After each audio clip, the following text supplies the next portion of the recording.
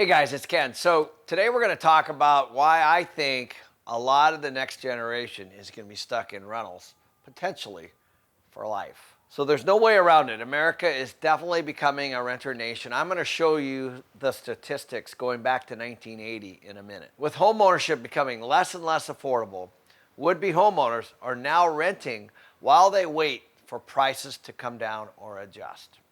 Unfortunately, with the housing costs as high as they are, many Americans are becoming long-term renters, and some will never, ever be able to reverse that. Stick around to the end because I'll also offer you some advice on what to do if you're renting and you're falling behind on your rent, or if you're a landlord, to stay on top of some of the things that you can also do. As always, be sure to like, subscribe, and sign up for the notifications so you won't ever miss our future videos or live streams.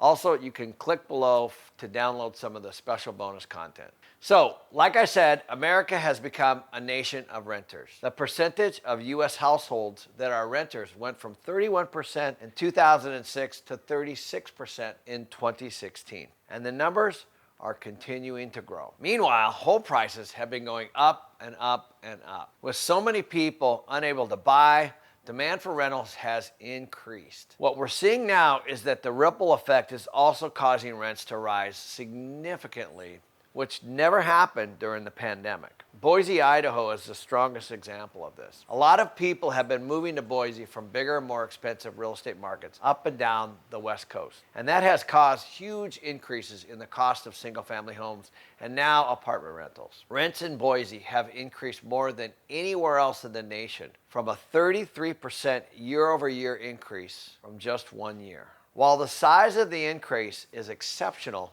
Boise is not alone. Spokane, Washington also saw rents surge during that same time to the tune of 29%. Right now, the national average year-over-year rental increase is over 10%. The cost of rentals is likely to keep staying high, with corporate giants entering the single-family housing rental market. In June of this year, the investment giant Blackstone acquired Home Partners of America, owner of more than 17,000 houses across the U.S., for $6 billion. Unfortunately, this is probably only the beginning of giant corporations buying up smaller residential properties. Once this seems like a viable business model to other companies, we will likely see other companies following suit. Unfortunately, while renters are hoping rent prices will fall, it appears they are ready to rise much further. The rental market is facing severe shortages, heightened demand, and high prices.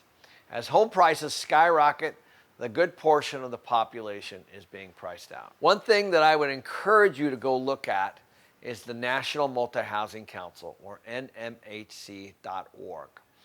On their website, you can click on a study that was done in 2017. In that study, they said that we will need 328,000 housing units just to keep up with demand. And guess what?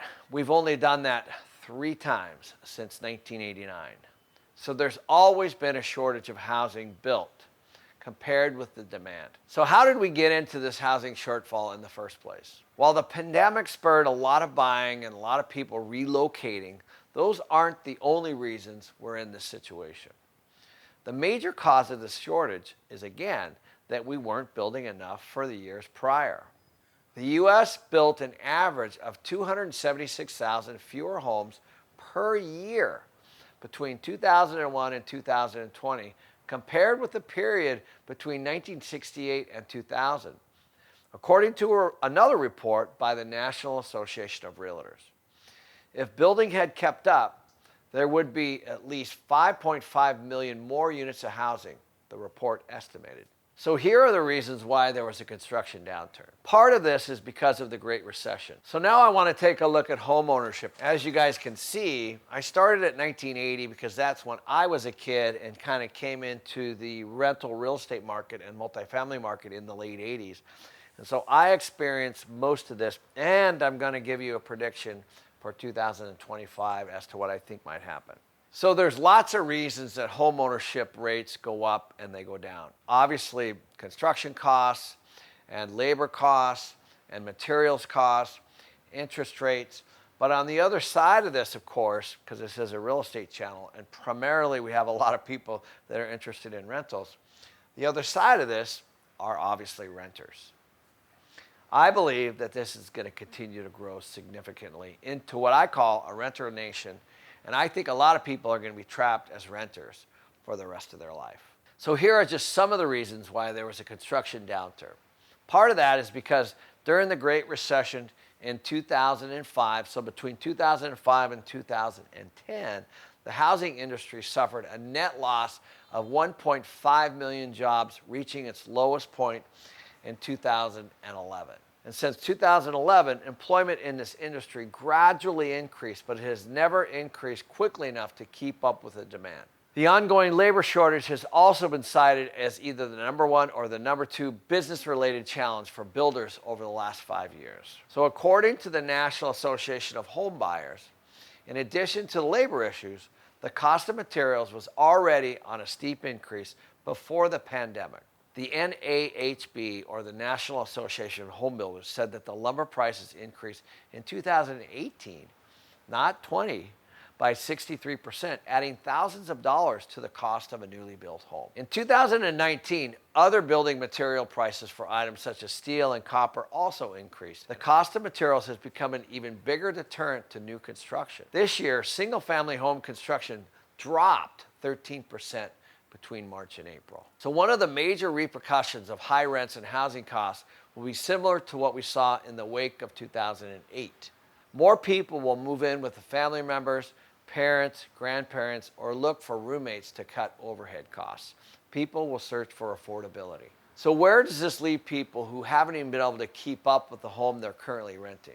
This continues to be a big problem. Currently, over 15 million people live in households that owe as much as $20 billion to their landlords, according to the Aspen Institute. As of July 5th, roughly 3.6 million people in the U.S. said they faced eviction in the next 2 months. When the pandemic began, the government leaned heavily on many landlords to cover their tenants' obligations. While some of the bigger real estate corporations received infusions of stimulus cash, small landlords had a harder time receiving the aid. So if you're in a situation where you're still behind on your rent and you haven't been communicating with your landlord, you need to do that right away.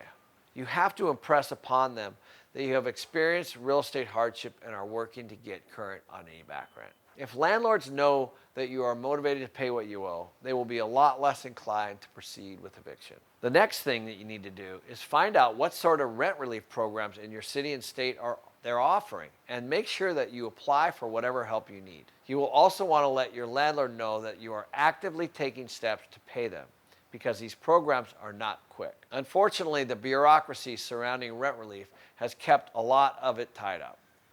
Billions of dollars have been earmarked for rent relief, but so far it's not necessarily all getting into the hands of the people who need it.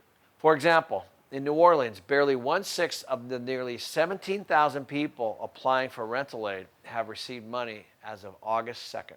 There are similar issues in areas like New York, where 75% of the rent relief has yet to be dispersed. So now let's focus on the chart real quick. And I think it's just important to know it doesn't really matter, obviously, what administration is in place.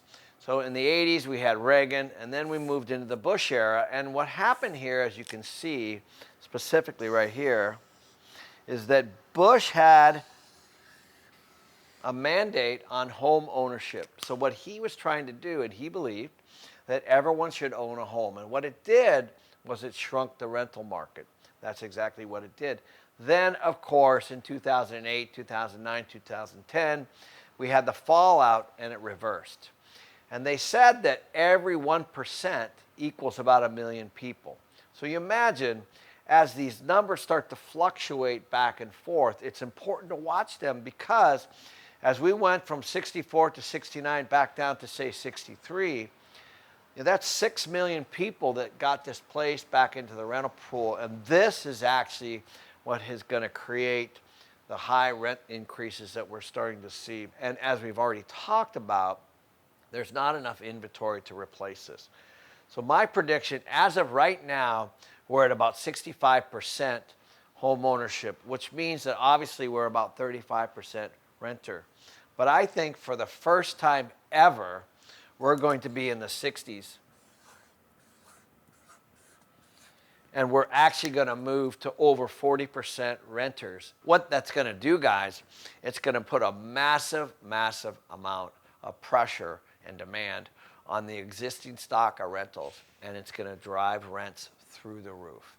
So if you're a landlord, you better take note. Hold on to your properties, buy more, make sure they cash flow, make sure you have fixed rate debt, because I think you're going to see a heck of a ride here as a landlord. And it's not necessarily good for the renter, but it's definitely good for the landlord. And I also believe that the government's going to help step in to try to offer some assistance around all of this. So once again, thanks for watching.